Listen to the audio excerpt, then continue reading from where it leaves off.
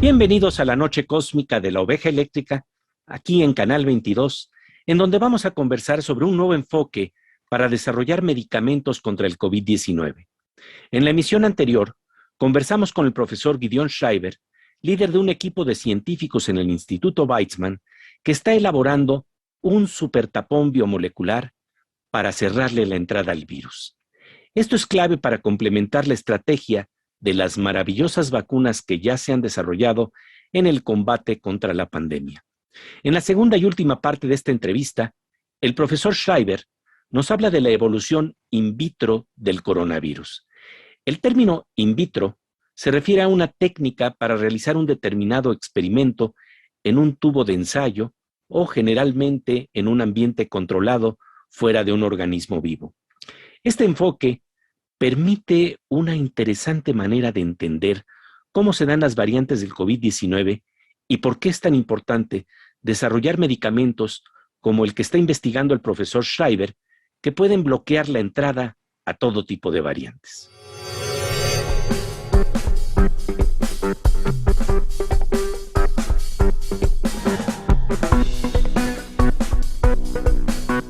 Two questions. You have developed then a technique of vitrio evolution that mimics the process of natural selection, but at a much faster pace. What did you find in this way that it correlates with what happens in reality, with the variants of the virus? This is a very good question, because what we found amazingly is that already it's the first step of our in vitro evolution. In vitro evolution, again, that's a method where we make a lot of mutations and we select for those that bind stronger. And what did we find? Already it's the first round of selection. We found exactly the mutations that are seen and they were selected out. So the mutations that were seen in the alpha variant, so the alpha variant which originated in Great Britain, the 501Y. So we selected that one out. So it binds tighter. We selected it. We selected the beta and the gamma variants. The beta and gamma variants are the variants that were found in Brazil initially, and the other one in South Africa. Again, these bind even tighter. And they also have kind of some immune evasion, while the alpha is no immune evasion, they do have immune evasion. And we actually got all these variants that the virus developed during infection of many millions of people, the virus developed. And which was the direction that the natural virus developed? The same direction that we found that we also developed it, but in the test tube for better binding. In other words, one of the directions that the virus is developing or has been developing was for better binding. In this case, the alpha, the beta, and the gamma variants, which basically up to kind of a few months ago were dominant. The alpha went everywhere, and then the beta and gamma luckily didn't go anywhere. And the reason is not that they weren't so infectious, because they were, because if you look in Brazil, or if you look in South Africa, then you saw that the beta and gamma actually overtook the other variants, both in Brazil and in South Africa, respectively. But there isn't so much trouble out from Brazil and South Africa like from the UK. So the alpha variant really spread very strong everywhere, but the beta and gamma were more restricted in the spread because the amount of travel out from Brazil and South Africa is unproportionately so much smaller. And you need international travel for these variants to spread.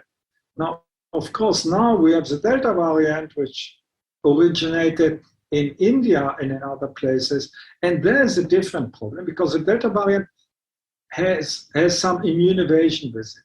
It's also binding tighter to some extent, but especially it knows to evade part of the immune system so that it can infect better, and also it produces more viral particles. And therefore, it's so much more infectious than the original one. So the virus has more than one trick. So what we found was the trick that it used for the alpha, beta, and gamma variant The Delta variant is another trick that it's using. In the future, definitely we'll see more tricks that the virus can use. But I think the two main avenues that the virus will be using also in future variants will be immune evasion and titer binding. Now, immune evasion is also a problem because if you think about vaccines, then if you have immune evasion, you can also decrease the efficiency of the vaccine because the vaccine was not done against either of these variants, but against the original one. Now, of course, the companies that make the vaccines know this. So then they make new vaccines that will include also better resistance for the variants. The problem is that until they prepare the better resistant vaccine, there is a new variant coming out. So the variants are changing quite rapidly, and I don't have to tell you that in the news kind of every few days we hear about another variant. Many of them are not really that, I would say, important and not make a big difference. We heard a lot in South America. We saw a lot of the Lambda variant coming up, but I think that the Delta definitely is a more problematic one, and it doesn't seem that the Lambda is out-competing anything that we have right now. At least that's what it looks like. But variants are changing, the virus is evolving, and the virus also still has a very, very long... Los cambios y variantes del COVID-19 son inevitables. De ahí la importancia de estudiar su posible evolución in vitro para prever los escenarios que pueden ocurrir y conocer sus procesos de expresión. Esto siempre será fundamental. De este interesante estudio y de la necesidad de medicamentos contra todo tipo de variantes, conversaremos después del corte con Gideon Schreiber, destacado investigador del Instituto Weizmann. En un parpadeo cósmico, volvemos a la oveja eléctrica.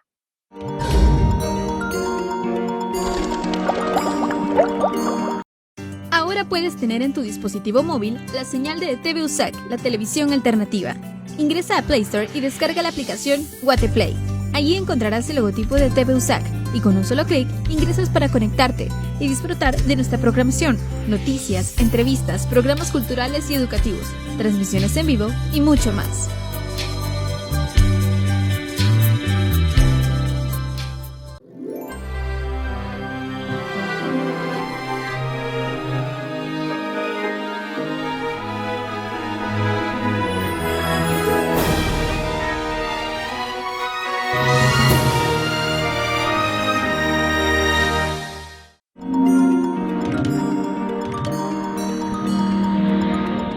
Como de rayo con tintes verdes y dorados que tratan de iluminar, mediante el desarrollo del conocimiento, los escenarios que nos permiten contrarrestar la pandemia, estamos de regreso en la noche cósmica de la oveja eléctrica, aquí en Canal 22.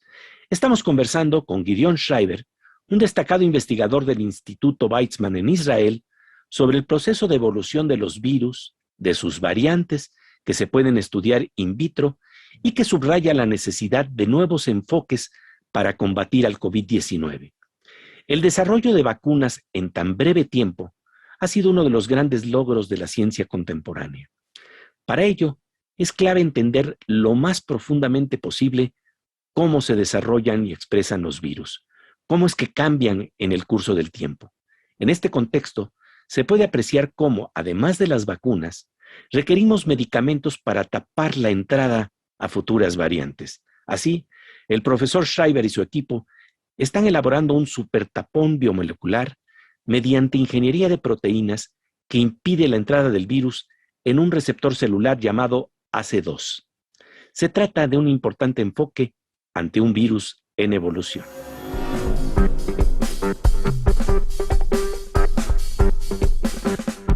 So in another study that we did, we looked at the evolution of the virus.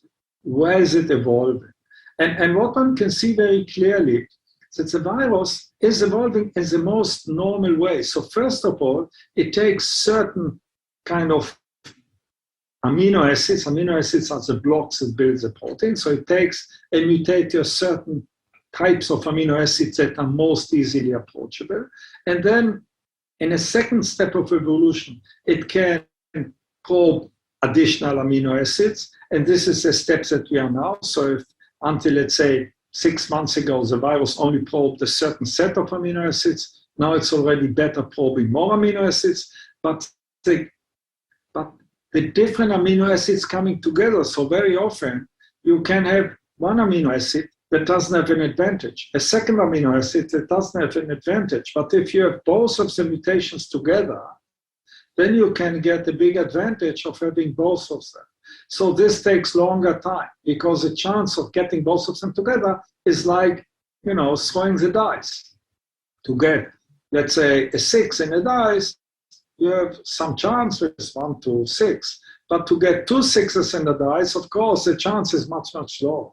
Okay, so in this sense, to get kind of multiple amino acids to change, in order to get an advantage, as long as there's no advantage for either of them separately, this takes longer. And this is something that slowly comes up. So the virus has a long way that potentially it goes. Now, in our in vitro evolution, we got even much, much higher binding than the virus ever got. And the virus also won't go there because nobody says that infinitely strong binding gives an advantage to the virus. There are many things that are important for the virus. So somewhat stronger binding gave an advantage, but nobody says that even stronger binding would give even a bigger advantage. Okay, so there are kind of multiple rules to it, and we don't understand all of it.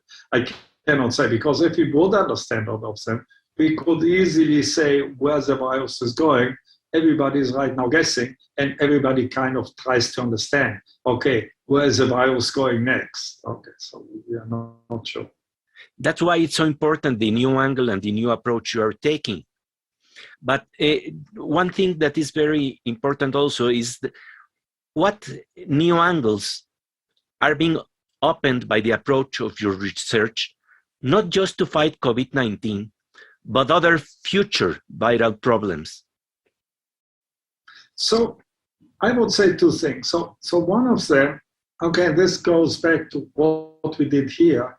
Because we block the entry ports, ACE2, it's good against the different variants. So as I said, you have different variants, and then if you have now neutralizing antibodies to the virus, then if you get a variant, it may overcome the neutralizing antibodies. But because we block the entry port, even if the virus is changing, it doesn't change. It still needs the same entry port because else it's not the same virus. So all this kind of viruses need the same entry port.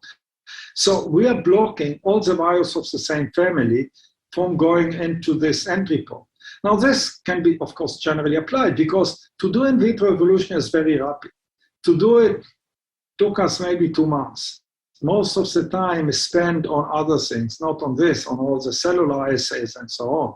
But just now to evolve proteins, to be super tight binders is something rapid. So a different virus, you can do the same approach. You can try and say, okay, let's evolve something that will be a super tight binder to the entry port. This way we will not have a problem with any variant. And then we can basically eliminate or stop the disease from spreading. Okay, so I would say that this could be a general approach with the strength of the protein engineering methods that are now available. And this takes relatively short time. Of course, the problem is that the evolution of the cork takes a short time. But from there to go and to do the preclinical studies and eventually the clinical studies, this takes a long time. And then comes the question, how can you shorten this part? El enfoque del profesor Schreiber del Instituto Weizmann va más allá de los problemas de futuras variantes de los virus. ¿Cómo acelerar el proceso de desarrollo de un medicamento que le tapa la entrada al COVID-19? De ello conversaremos después del corte. Volvemos a la oveja eléctrica después de un parpadeo electrónico.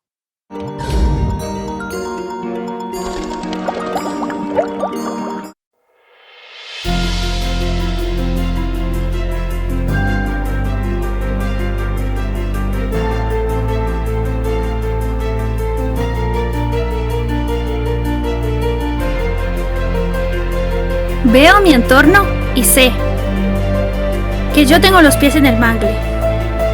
Yo tengo los pies en el mangle. Yo tengo los pies en el mangle. Tenemos una conexión especial con el mangle.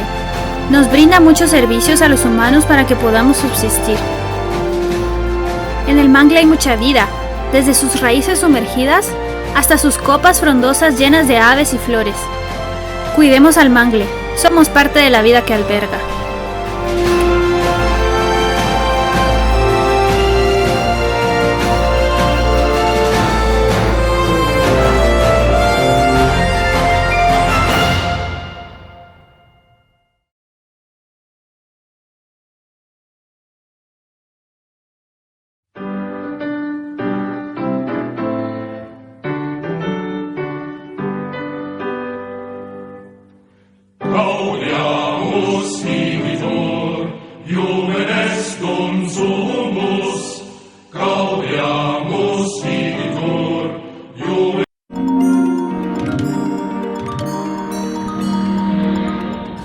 De rayo con tintes verdes y dorados que nos permite ver cómo podemos acelerar el desarrollo de nuevos medicamentos, estamos de regreso en la noche cósmica de la oveja eléctrica, aquí, en Canal 22.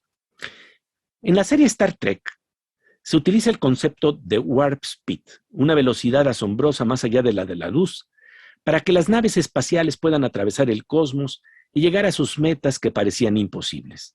Esta metáfora sirvió de inspiración para que en el desarrollo de las vacunas también se aplicara una operación denominada warp speed. Así es como la ciencia obtuvo vacunas eficientes y confiables en un tiempo récord, en menos de un año. Para elaborar medicamentos contra el COVID-19 que cierren la puerta de entrada a cualquier variante, también se requiere una operación warp speed. De ello conversaremos con el destacado profesor Gideon Schreiber del Instituto Weizmann en Israel, quien encabeza una investigación de punta para taparle la entrada al COVID-19.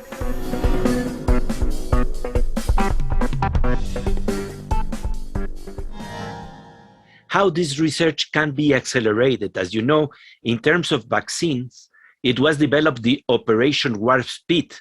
What can we do so we have available this new approach very soon to all the people? So I would say warp speed for this kind of approach would really make a difference, because if you would, in parallel, if you would have a company that would invest money and the government that will support the company for investing money, and you get rapid human experiments, then you can much faster make new drugs. Now, today, the point is that most drug companies, because of the rapid vaccine development, said, to develop a new drug. So what people used and tried were existing drugs. And basically all the pharmacy of existing drugs was used and tried against COVID-19, and most of them without too much success. There is success, so for example, steroids help and some other drugs help, but none of them really was a good drug against the COVID-19, as we know. But this is an easy approach because all these drugs have already approved to be used on humans, so a doctor can by himself even do it without a big experiment. And doctors everywhere in the clinic actually did it. So they just say, okay, I have a drug that is approved already, let's try it. So this has been done. New drug. This is a long development. But it can really be shortened if you say, okay, we will support, the governments will support it, and companies will support these new drugs, and then the path in general for new drugs could be really shortened from the relative very long time it takes now to a much shorter time of even a few months. Now, because the vaccine development was so rapid and seemingly successful, companies said, and also governments, why develop a drug if we have now a vaccine? We don't need the drug anymore. We vaccinate the people. Now we see that we are a year and a half after. We are 8 months after vaccines are available, and we are still drowning in the COVID-19. So it seems that only to put all your money on vaccines may not be the right way. Maybe you should put money, of course, on vaccines, but also on drugs, because the long-term solution definitely should involve also drugs, and here we need new drugs. So I think this is a change of thinking that comes now because we see the problem that it's not sufficient to have only vaccine. What is your expectative of having this new drug available for everybody? when we could use this aerosol spray to fight COVID-19? I know it's not easy question, but people have expectations. Yes. Yes, but I can say that in the coming weeks, and I don't want to give the exact time, we are going to do the primate experiments, which are very crucial. So there we have to show that it will work also in the primate model, not only in the hamster model. If it will work as we hope it will in the primate model, then the way from there to clinical studies should be relatively very short. Again, for this, you need an infrastructure of production of the drug, but we know how to produce it. So this shouldn't be that long. So totally in theory, by the end of the year, it should be in clinical trials. But I don't know. This is not, for this you need already much larger investments of funds. You need somebody who is ready to put millions in this kind of experiments, because then they really start. Clinical studies are very expensive. So, as I said, monkey experiments, if they will work as we hope, then the way to the clinic should be relatively fast. You were doing this kind of research for curiosity, like in Weizmann Institute, you always do, and now it begins to pay off. So it's very, very, very rewarding, that the work you're doing. Many institutes still believe that they should do practical research, but then you look which research actually really brings the best reward, the biggest reward, and it's always the basic research. The basic research, you give the scientists the freedom to go their way into basic research, and then you really get the big reward. And this gives us really some rays of light and hope. Professor Gideon Schreiber, thank you very much for your presence in Channel 22 in Mexico and for sharing your knowledge so generously with our Mexican audience. Thank you very much. Pleasure, thank you. Pues ahí están los frutos del deseo de entender, de la investigación básica de la ciencia, que es motor de transformaciones, de avances médicos que alivian el sufrimiento en nuestra sociedad. Un honor tener la presencia del profesor Gideon Schreiber, quien generosamente comparte con el auditorio mexicano investigaciones de vanguardia que abren nuevos horizontes y posibilidades de medicamentos para enfrentar la pandemia con todo el arsenal con el que cuenta la ciencia. Estos granitos de arena son los que ayudan, los que contribuyen a crear una sociedad de imaginación y conocimiento como la que necesitamos ante los retos del siglo XXI. Y qué mejor que ver en movimiento esa imaginación de la ciencia y la tecnología que nos abre los ojos con belleza y esperanza que en la sección de nuestra querida compañera Miriam Moscona.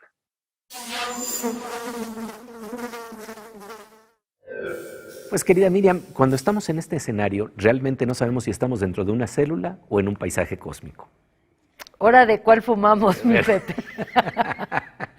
Mira, como suele ocurrir en la ciencia, hoy vamos a ver unas imágenes que de verdad más parece un collage hecho de diversos materiales, incluso de materiales así reciclados de la basura o de otras cosas, que imágenes fotográficas con el rigor de la ciencia. Y estas imágenes hablan de algo de lo que tú y yo estamos hechos. Esta composición abstracta y geométrica a la vez parece más el mapa de una ciudad futurista que una célula humana. Se trata de la imagen más detallada de una célula humana hasta la fecha, obtenida de la radiografía, de la resonancia magnética nuclear y de la microscopia crioelectrónica. Y, en efecto, parece producto de una alucinación con psicotrópicos, pero se trata de la unidad más pequeña que puede vivir por sí sola y que forma a todos los organismos vivos y a los tejidos del cuerpo. Que no le digan, que no le cuenten. Esta imagen que parecería un huevo de fantasía en un nido vegetal color naranja es, o más bien son, microtúbulos dentro de una célula. Y el huevo en color azul es nada más y nada menos que su núcleo. Esta increíble imagen de Jackson Kirk fue reconocida en la Nikon Small World 2020 y se obtuvo mediante un microscopio confocal. ¿Cuánto pesa una célula humana? ¿Hay celulitas y celulotas? En época reciente, investigadores suizos dieron a conocer esta pequeña balanza en voladizo diseñada para detectar las más mínimas fluctuaciones en la masa de una célula viva. Con estas 3 imágenes, podemos decir que la oveja eléctrica, nuestra ovejita, no necesita psicotrópicos para alucinar. Y bueno, llegamos así al final de esta temporada de la oveja eléctrica, con el tono de la esperanza genuina que nos abre el bien común de la investigación científica. Nuestro agradecimiento más profundo al público que nos acompaña y al gran equipo de trabajo comandado por mi entrañable amigo Froilán López Lavín, que realiza esta producción con un compromiso a pruebas de las circunstancias vividas en la pandemia. Será un gran gusto encontrarnos alrededor del fuego electromagnético de la tribu en la próxima temporada de la oveja eléctrica, y nos vamos con un toque de humor, ironía y gracia con los cantos cuánticos de nuestro querido Fernando Rivera Calderón.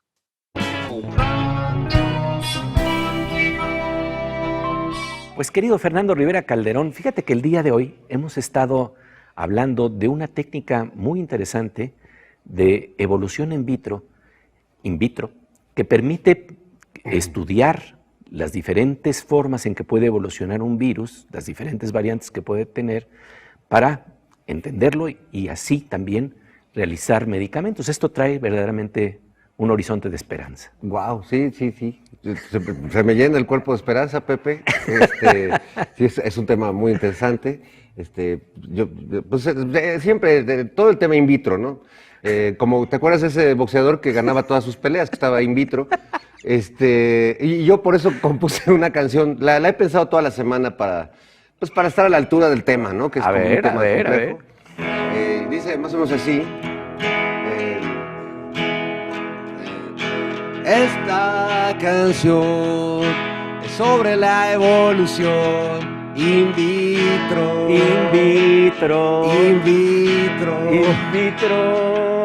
Esta canción incluye una reflexión in vitro. Porque si ganas todas las peleas, serás un boxeador in vitro. Oye, mi querido Fer, me parece que no compusiste esa canción Pepe, no hasta pude este hacer la momento. tarea esta semana, discúlpame. Bueno, pero hagamos una tarea in vitro ahorita. Sí, es que me la pasé in vitro con unos cuates, echándome unas... Bueno, luego les platico, amigos, sigamos in vitros. Claro. Esta canción es sobre la evolución in vitro. Te invito a unos tragos. Lo más importante al final del día es que nos trae esperanza estas posibilidades que nos abren la ciencia. Así es. Y más que in vitro.